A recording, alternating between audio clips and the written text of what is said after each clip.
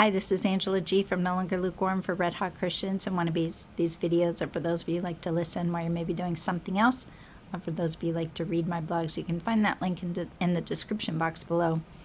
So this one is called Bible Verses About the Temporal versus the Eternal. It all happened so fast. One moment, the district computer tech was fixing an annoying problem that wouldn't let my laptop access the web. The next thousands of hours of work on my school device were gone. Things I had collected, things I had created, tweaked, and perfected. All gone. It was my own fault for not backing up my documents into the district server before the malfunction, or asking the 20-something techie, "Are you sure you got everything?" before he hit the button to wipe the machine. As I drove away devastated from the encounter, it occurred to me that there was a very painful spiritual lesson to be learned here. The things of this world will one day pass away. Only what we have uploaded to the cloud of heaven will remain. In the matter of the temporal versus the eternal, where are we focusing our efforts?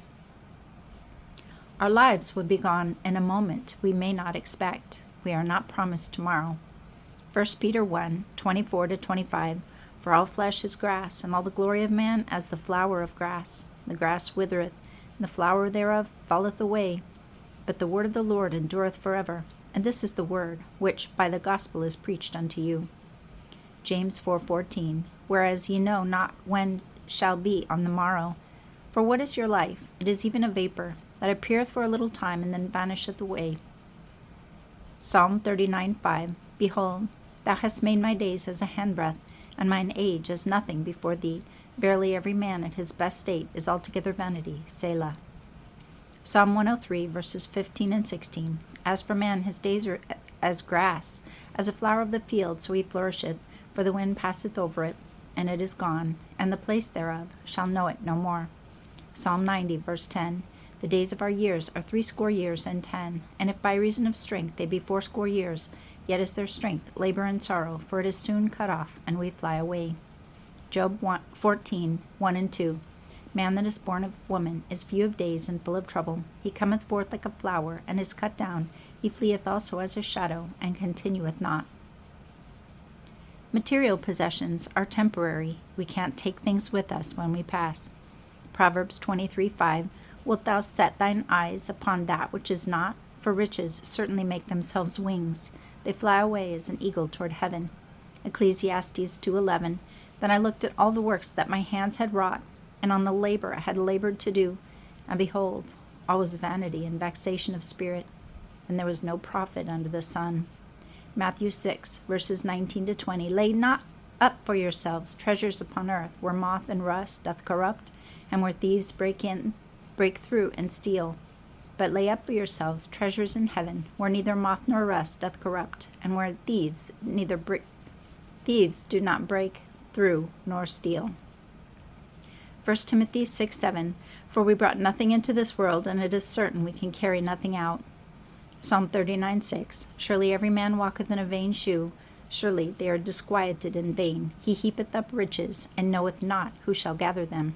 Ecclesiastes 2:18, Yea, I hated all my labor which I had taken under the sun, because I should leave it unto the man that shall be after me. The earth itself shall pass away. It may feel like things will always be the way they are today, but they won't. Matthew 24:35, Heaven and earth shall pass away, but my word shall not pass away. 1 John 2:17, And the world passeth away, and the lust thereof, and he that doeth the will of God abideth forever. 1 Corinthians 7:31, And they that use this world as not abusing it, for the fashion of this world passeth away. Revelation 21:1, And I saw a new heaven and a new earth, for the first heaven and the first earth were passed away, and there was no more sea. Even spiritual gifts can have but a short season. These are tools that we will one day no longer need. 1 Corinthians 13:8, Charity never faileth, but whether there be prophecies, they shall fail. Whether there be tongues, they shall cease. Whether they shall be knowledge, it shall vanish away.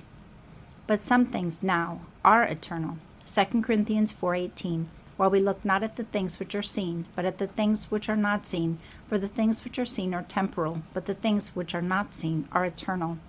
1 Corinthians 13:13, And now abideth faith, hope, and charity, these three, but the greatest of these is charity. Faith, hope, and love. And now abideth faith, hope, and charity, these three, but the greatest of these is charity.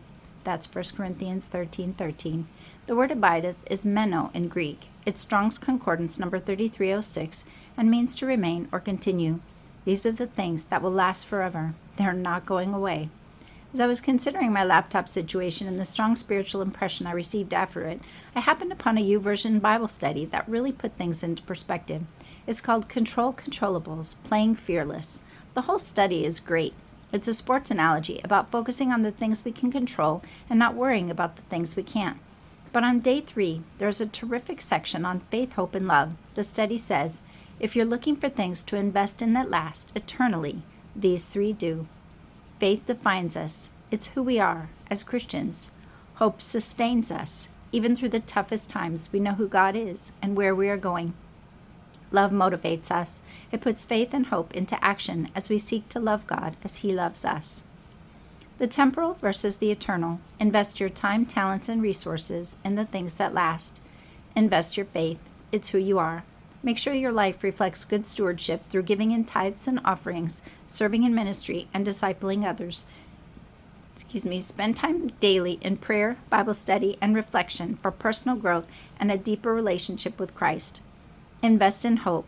It's what sustains you. Personally saturate yourself with scriptures and pray them back to God. Journal the times when God has been faithful and read them back to yourself when times get tough. Also, connect with other believers to build hope in everyone. In your church, small group, or even family or friend group, study the Bible, share burdens, and encourage each other. Invest in love. It should be your motivation. Love God better by learning more about Him through Bible study and other devotionals and reading plans. Check out the free Names of God coloring sheets on my website. Love people daily by forgiving others and offering them kindness, patience, and understanding. Look for tangible ways to help those around you, such as praying for them and reaching out to offer encouragement and assistance. Our hard drives will one day be wiped. I never expected to lose all my documents. Backing up my hard drive was at the bottom of my to-do list and it never got done. But when everything was gone in a moment, I thought of the day when my life will be wiped just as surely. I will stand before Jesus and answer for the time, resources, and gifts He gave me. Did I spend thousands upon thousands of hours on a hard drive worth of things that will be gone in a moment? Or did I put my effort into the cloud, focusing on growing my relationship with Christ to increase my faith and hope, and using my life to love Him and others? Every day we have choices about whether to focus on the temporal or the eternal. We must choose wisely.